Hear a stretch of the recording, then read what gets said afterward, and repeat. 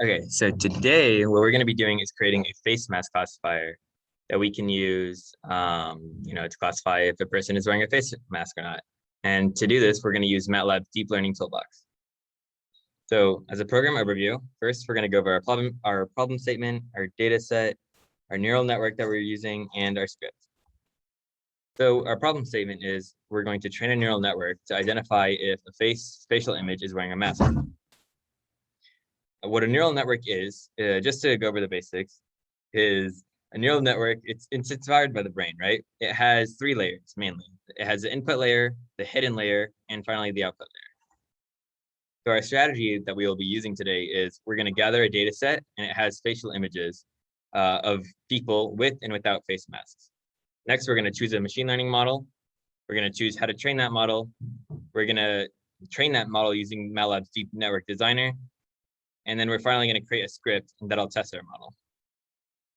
So the data set we will be using, data sets in general can be found on websites like Kaggle and GitHub. In this instance, we're going to be using Kaggle. The data set that we're using has 440 images and it is balanced. And what it means to be balanced is there is an equal number of positive and negative test cases. So there's 220 images with mask and 220 images without mask. The link to the dataset can be found here if you would like to follow along. I'll keep it up on screen for a little bit. And if you would like, visit the website, download the dataset, extract the folder, and then that's all you do, actually.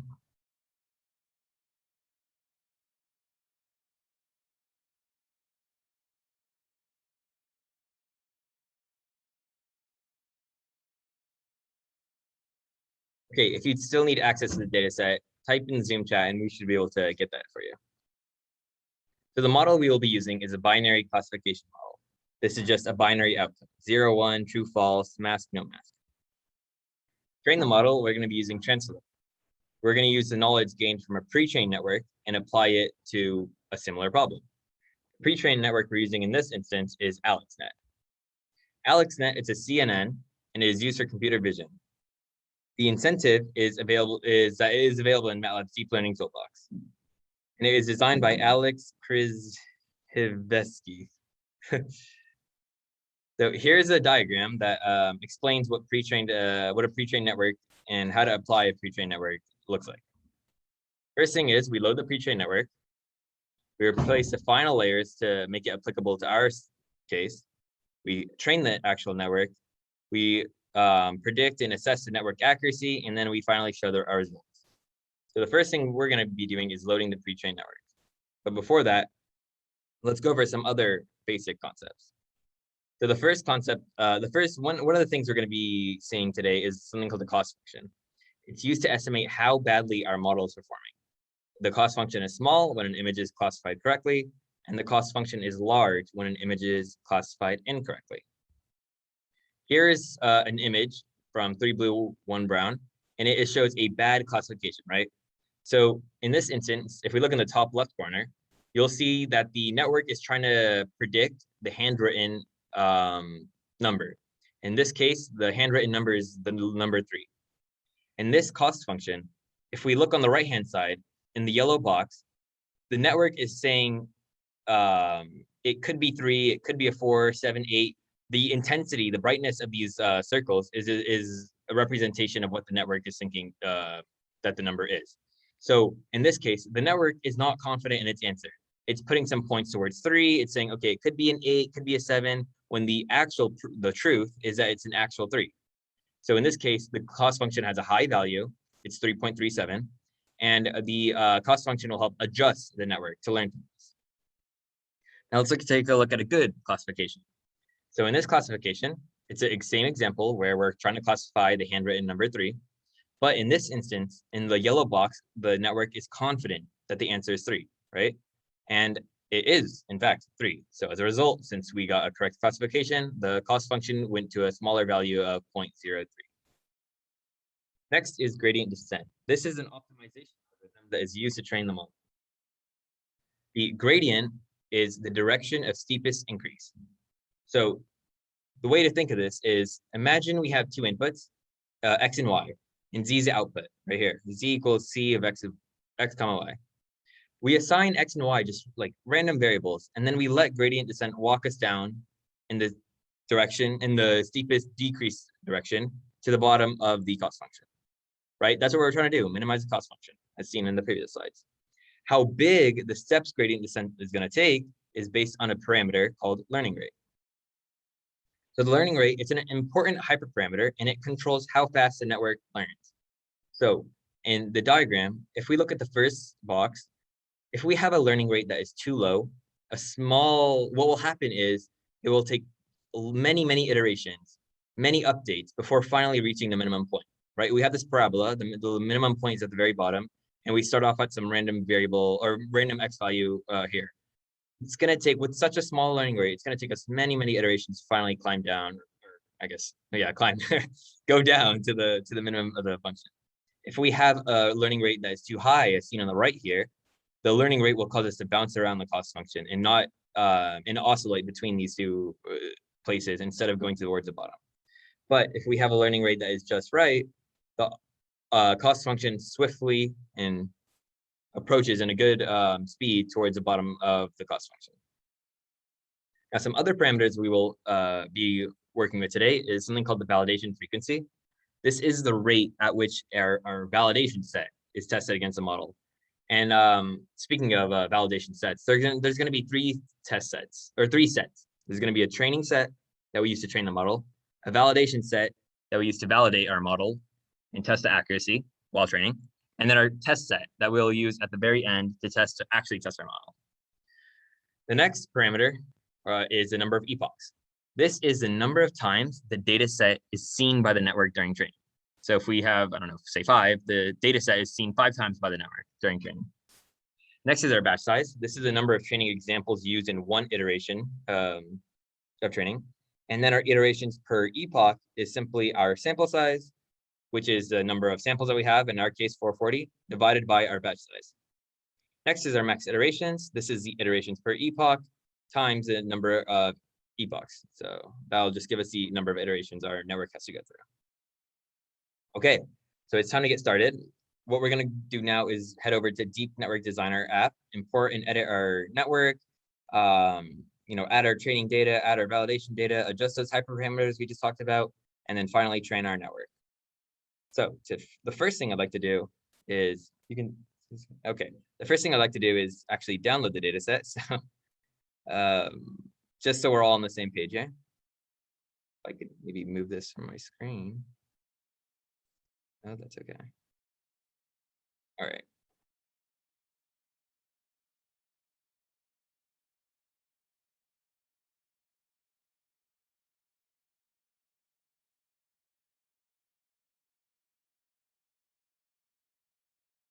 Okay. Now that the data set is downloaded, I will open up the folder. I'm going to press extract all, extract the data.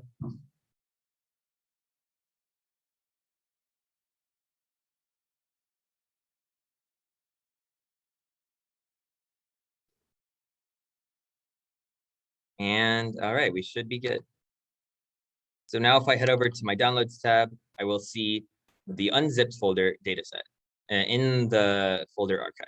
So what I will do now is I will head over to, oops, I closed the screen.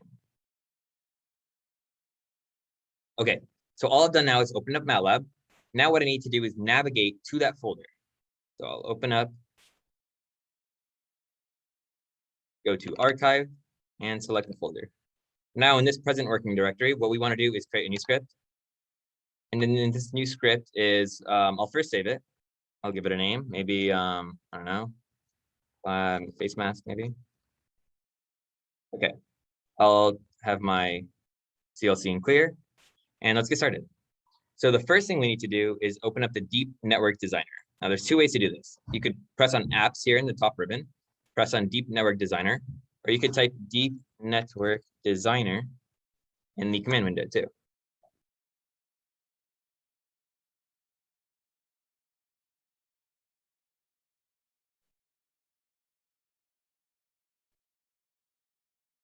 It is taking a while to upload or open, but once it does, there we go. So the Deep Network Designer is an app created by MATLAB used to make it easier to apply transfer learning and create your own networks. In this case, we're not going to create our own network. We're just going to use transfer learning to train AlexNet.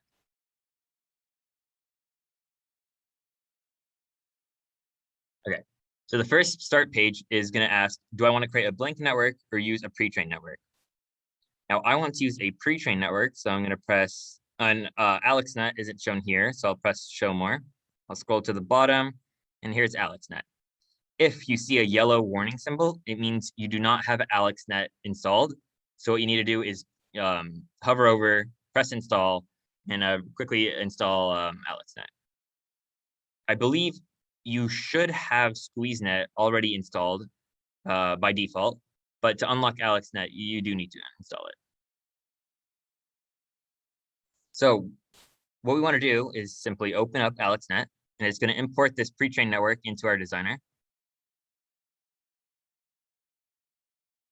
All right, so here's the network.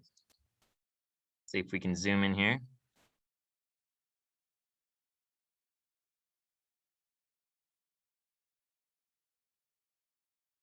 So at the start, we're going to have our image input layer and everything that AlexNet does. Now, as mentioned in the slides, for transfer learning, what we need to do is simply mess, I guess, or alter the last couple of layers. And in this case, we're interested in these last three layers at the bottom, the fully connected layer, the softmax layer, and the output layer.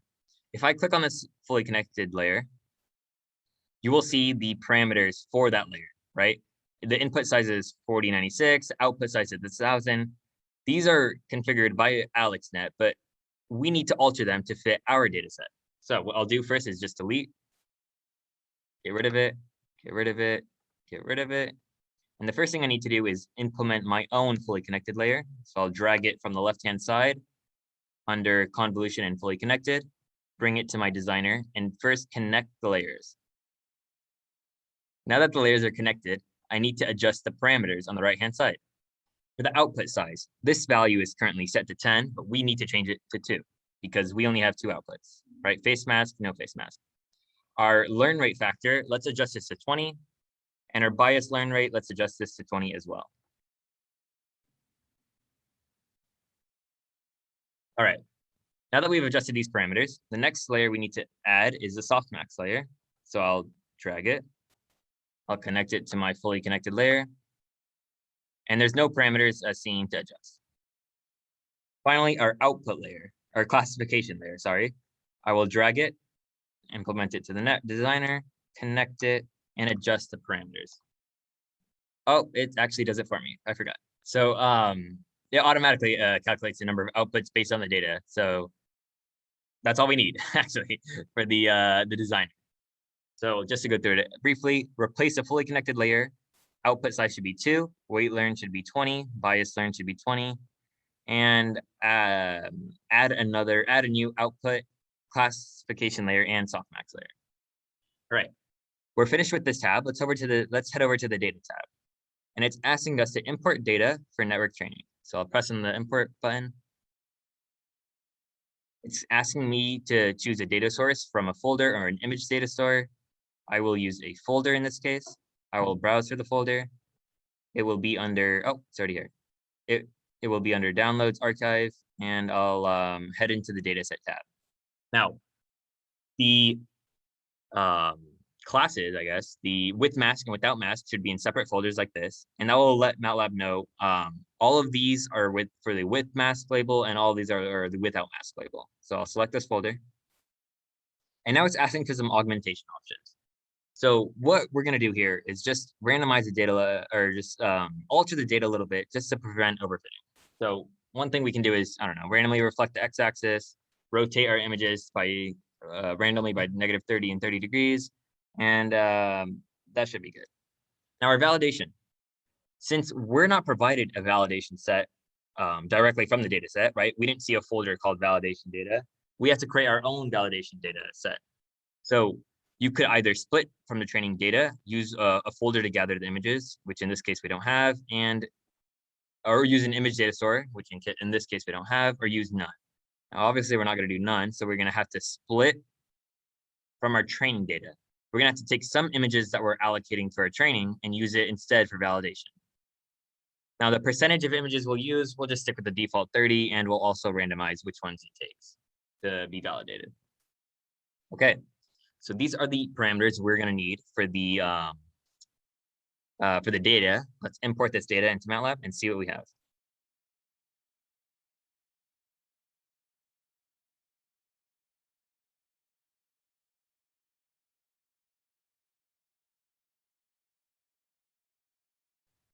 Okay, so our training data by class, right? We have 154 cases of with mask, 154 of without mask. The reason it isn't obvious, the reason it isn't 220 is because we had to take some of the images and allocate them for validation. If I select from the data tab, I look at validation instead, we will see that those images came to the validation set instead. Okay. So it looks like we got our data in correctly. We can also view random observations of our with mask, random observations of our without mask, and see everything is as it should be. All right, that's all we need for the data tab. Let's head over to the training ribbon or training tab now. The thing we need to do here is change our training options. So by pressing on this cog here, our training options should open in a new window. Now, the first thing we're going to see is our initial learn rate. This is a learning rate that was discussed earlier in the slides. Let's set this value to 0.0001. Next is our validation frequency.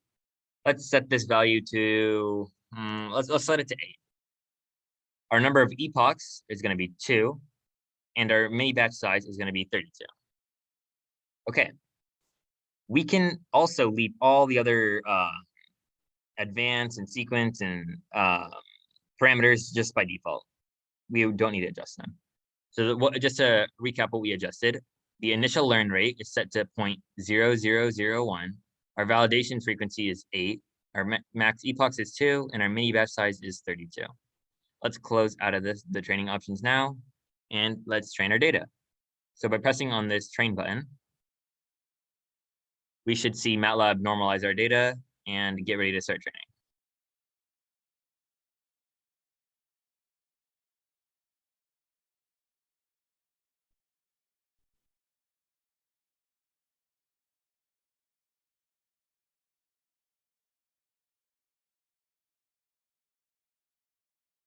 All right, so here we are a new window, and this is where we're actually training our network.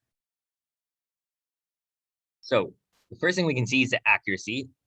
Let me see if I can maximize this. There we go. We can see the accuracy in the top graph in blue and the loss function in the bottom in orange. What we would like to see is our accuracy go up, hopefully to 100%, and our loss function be minimized, right?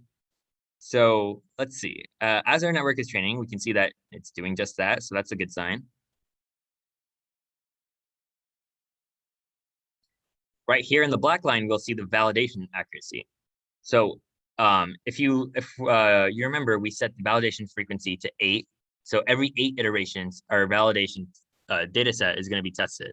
And you'll see right here, the first time right here on the 8, it was tested with about high 90. So pretty good so far.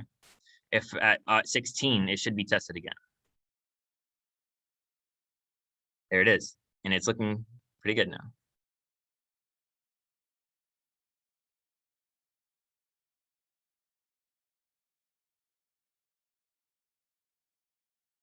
All right, that's all it took. 99.24% validation accuracy. Oh, wow. Okay, so hopefully that did not overfit, but we'll see. So what we want to do now is export our train network to our workplace so we can actually use it. So I'm going to press on this green check mark.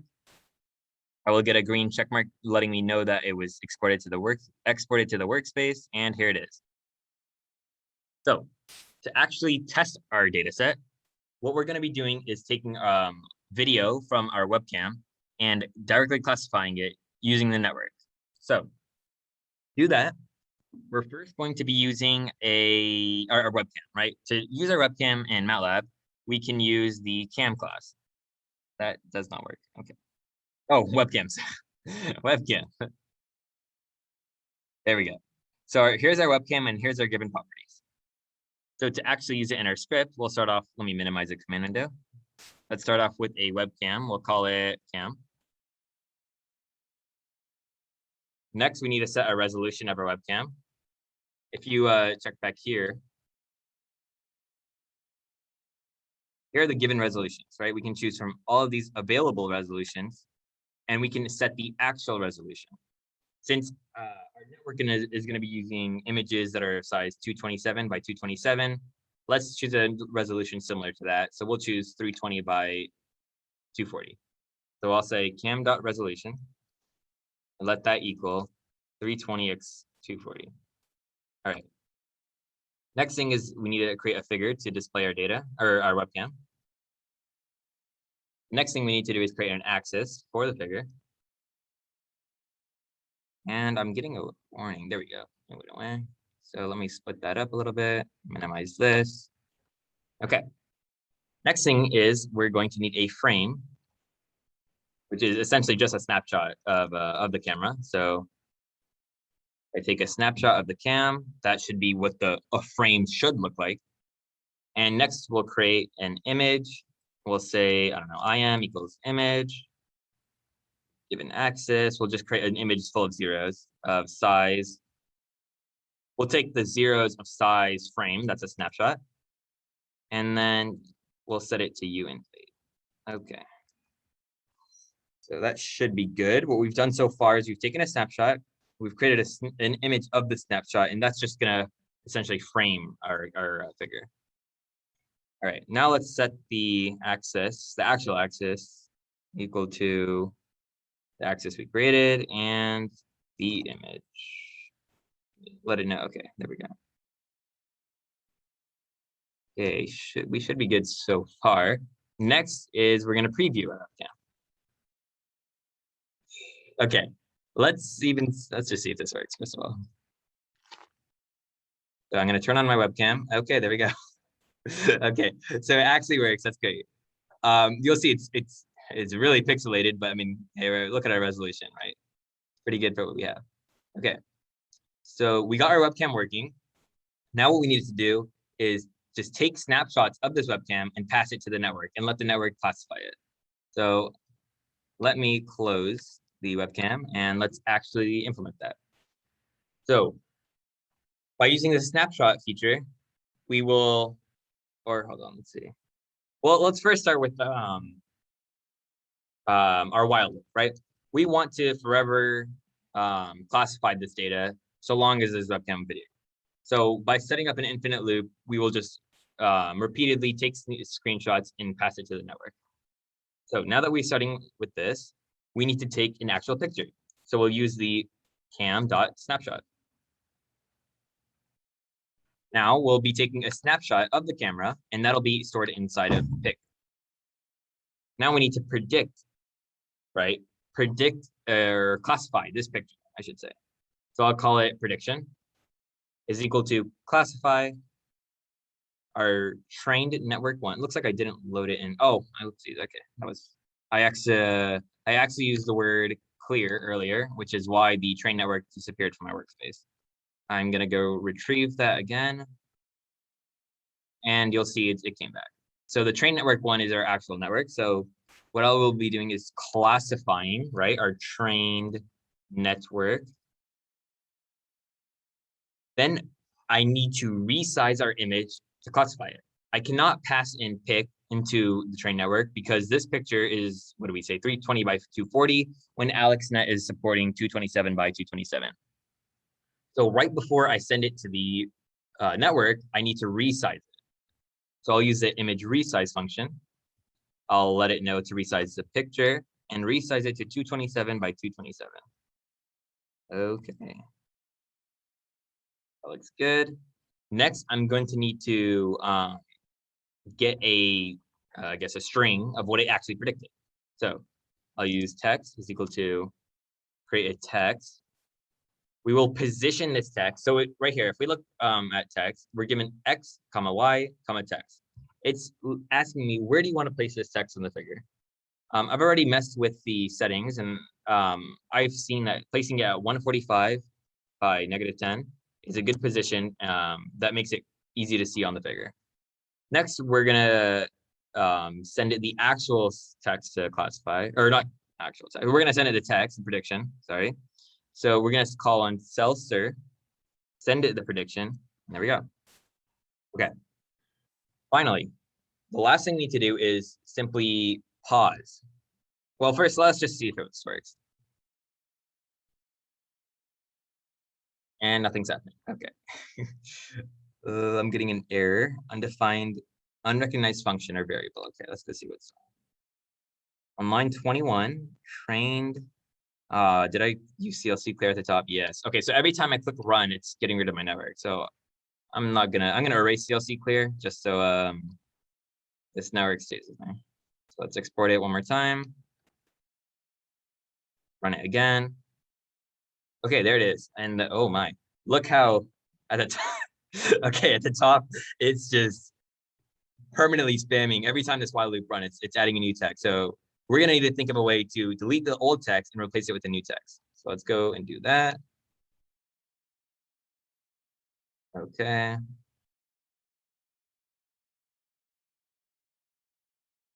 I'm gonna hit Control-C on the command window to end that instance.